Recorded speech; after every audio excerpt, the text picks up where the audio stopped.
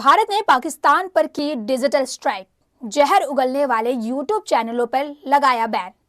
नमस्कार, आपका स्वागत है न्यूज 18 जम्मू कश्मीर, लद्दाख और हिमाचल के सोशल मीडिया प्लेटफॉर्म पर। मैं हूं आपके साथ सृष्टि शर्मा।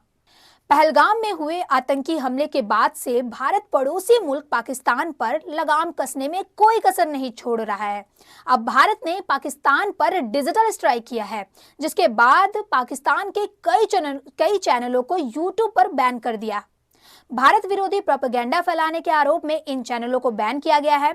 बताया गया है कि पाकिस्तान के 16 यूट्यूब चैनलों को बैन कर दिया गया है। इन चैनलों के कुल 63 मिलियन सब्सक्राइबर थे।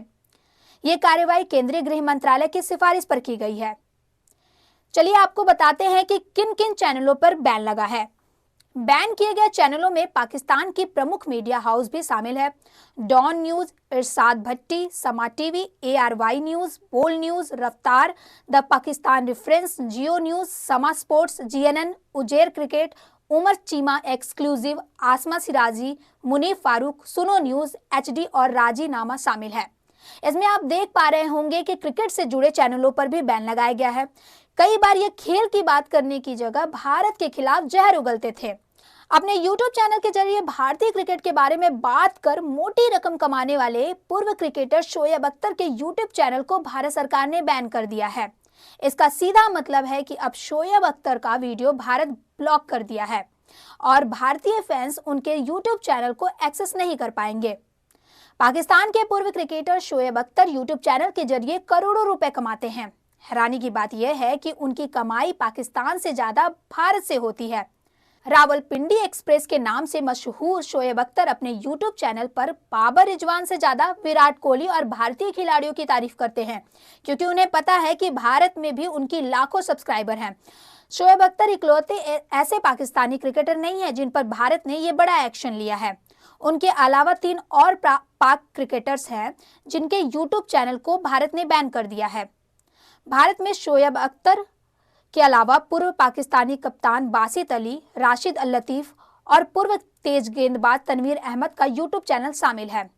इन पाकिस्तानी क्रिकेटरों के अलावा चैंपियंस ट्रॉफी 2025 के दौरान पाक क्रिकेटर का मजाक उड़ाने वाले 2 और यूट्यूबर्स वासी और इफ्फी का यूट्यूब चैनल भी बंद कर दिया गया है। ये दोनों बाबर आजम और मोहम्मद रिजवान की खिंचाई करने में कोई कसर नहीं छोड़ते थे और इनका वीडियो भारत में खूब वायरल होता है।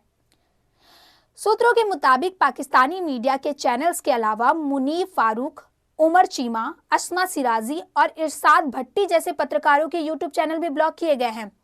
प्रतिबंधित हैंडल में उजेर क्रिकेट, द पाकिस्तान रेफरेंस, राजीनामा और समा स्पोर्ट्स भी शामिल हैं। इन चैनलों के कुल 63 मिलियन सब्सक्राइबर बताए जा रहे हैं। ये यूट्यूब चैनल भड़काऊ और सांप्रदायिक रूप से संवेदनशील माने जाने वाले कंटेंट के साथ साथ भारत और उसकी सेना और सुरक्षा एजेंसियों को निशाना बनाकर गलत और भ्रामक बयान और गलत सूचना फैला रहे थे। चलिए आपको बताते हैं कि इन पर बैन क्यों लगाया गया, क्यों लगाया जा रहा है इन पर बैन। पहलगाम हमले के बाद लोगों का गुस्सा बढ़ गया। 22 अप्रैल को पहलगाम में हुए हिंदू नरसंहार ने पूरे देश को हिलाकर रख दिया। इस हमले में 27 लोग मारे गए।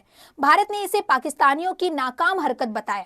हमले के बाद देश भर में गुस्सा भड़क उठा और प्रदर्शन शुरू हो गए। सरकार ने तुरंत कदम उठाते हुए न सिर्फ सिंधु जल संधि को निलंबित किया, बल्कि पाकिस्तानी नागरिकों का वीजा भी रद्द कर दिया। अब डिजिटल मोर्चे पर भारत ने पाकिस्तान के उन यूट्यूब चैनलों को निशाना बनाया है जो भारत के खिलाफ जहर उगल रहे थे। सरकार के सूत्रों का कहना है कि ये चैनल झूठी और भ्रामक कहानियां फैलाकर देश में अशांति भड़काने की कोशिश कर रहे थे। हर चीज को बैन करना चाहिए। पाकिस्तान से संबंधित हर उस चीज को बैन करना चाहिए जो इस्लामिक आतंकवाद का समर्थन करता हो, जो निर्दोष बेगुनाहों की जान लेना पसंद करता हो धर्म के नाम पर।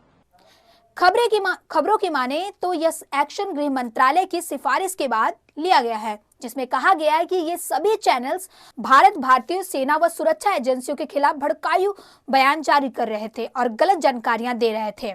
इसी के बाद आज सोमवार को जानकारी दी गई कि ऐसे 16 पाकिस्तानी चैनल्स के खिलाफ कड़ा एक्शन लेते हुए उन्हें भारत में ब्लॉक कर दिया गया है।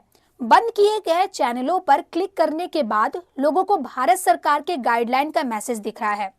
इन पर लिखकर आ रहा है कि राष्ट्रीय सुरक्षा और सार्वजनिक व्यवस्था से संबंधित सरकार के आदेश की वजह से यह सामग्री देश में उपलब्ध नहीं है। सरकार की ओर से हटाए जाने के अनुरोध के बारे में अधिक जानकारी के लिए गूगल पारदर्शिता रिपोर्ट पर जाएं।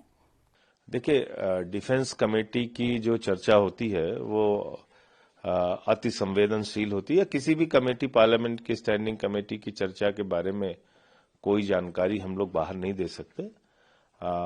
निश्चित रूप से जो परिस्थितियां इस वक्त हैं, पहलगाम के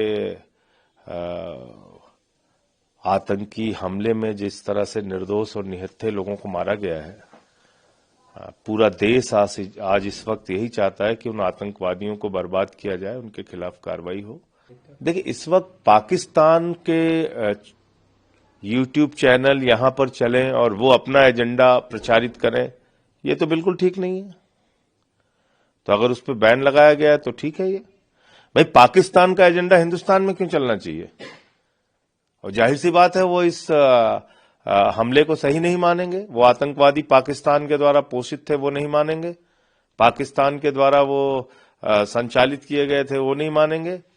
वहां पे पाकिस्तान के अंदर आतंकवादियों के कैंप चलते हैं, उनको पूरा संरक्षण सरकार देती है, उनको पैसे देती है, हथियार देती है, कहां मानेंगे वो? तो जो भी, और मैं तो ये कहता हूं जो यहां का इलेक्ट्रॉनिक मीडिया है, जितने भी इलेक्ट्रॉनिक मीडिया के लोग हैं, शर्म आती है वो पाकिस्तानी स्पोक्स पर्सन को बिठाते हैं। क्यों बिठाते हो आप? पूरा देश गुस्से में है, नाराजगी में, तुम अपनी टीआरपी बढ़ाने के लिए पाकिस्तान का स्पोक्स पर्सन बिठाते हो। शर्म नहीं आती? सिर्फ रुपया कमाना है। पाकिस्तान का स्पोक्स पर्सन बैठ के क्या बोलेगा? वो हिंदुस्तान के खिलाफ बोलेगा। हिंदुस्तान के खिलाफ कौन बुलवा रहा है? सारे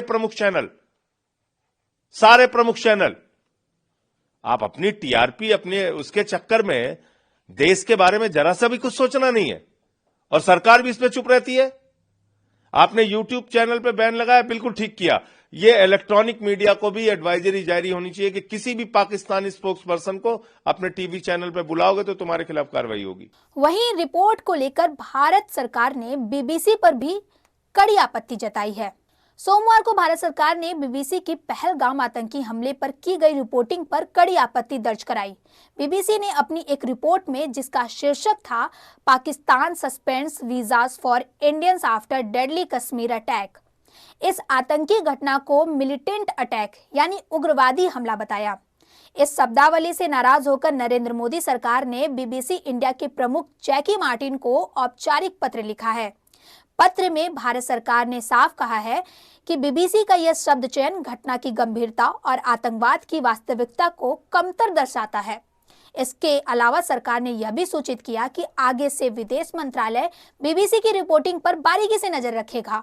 भारत का कहना है कि इस प्रकार की रिपोर्टिंग न केवल भ्रामक है, बल्कि आतंकवाद जैसे गंभीर मुद्दे को हल्के में लेने जैसा है, जो कि अस्वीकार है।